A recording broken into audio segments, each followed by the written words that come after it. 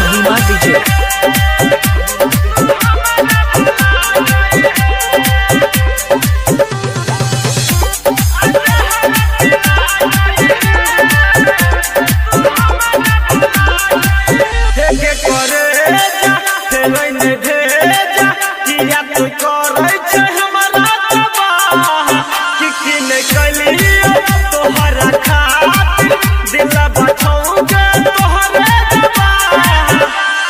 छोरी के हमारा पुचोई लगे जोई भी ससुराबा साथ जन्म लेके जोई है। छोरी के हमारा पुचोई लगे जोई भी ससुराबा साथ जन्म लेके जोई है।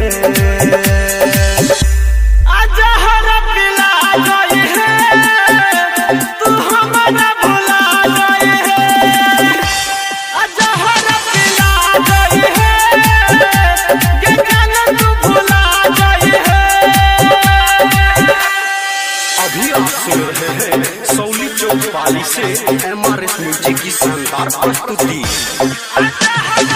महिमा डीजे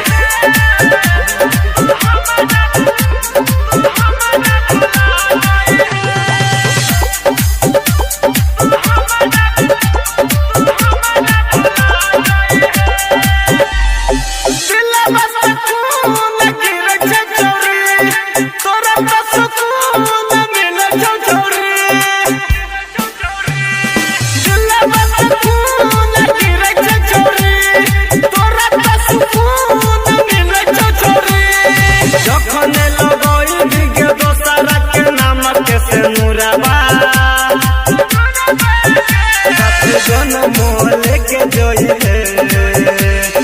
छोरी के हमारा जोई लगे जोई भी ससुराबा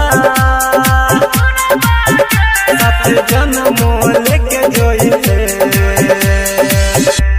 आजा हरा पिला जोई है तू हमारा भुला जोई है।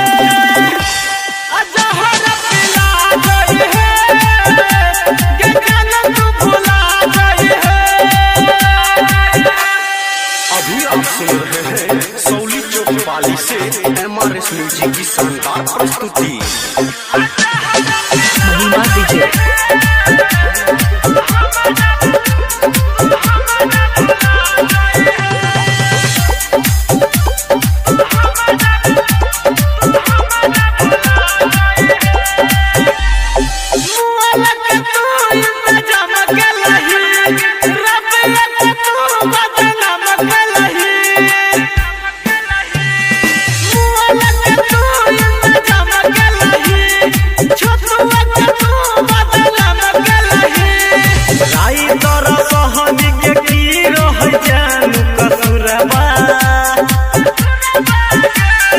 जन्म लेके जोई है।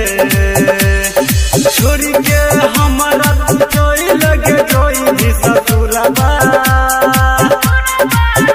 साथ जन्म लेके जोई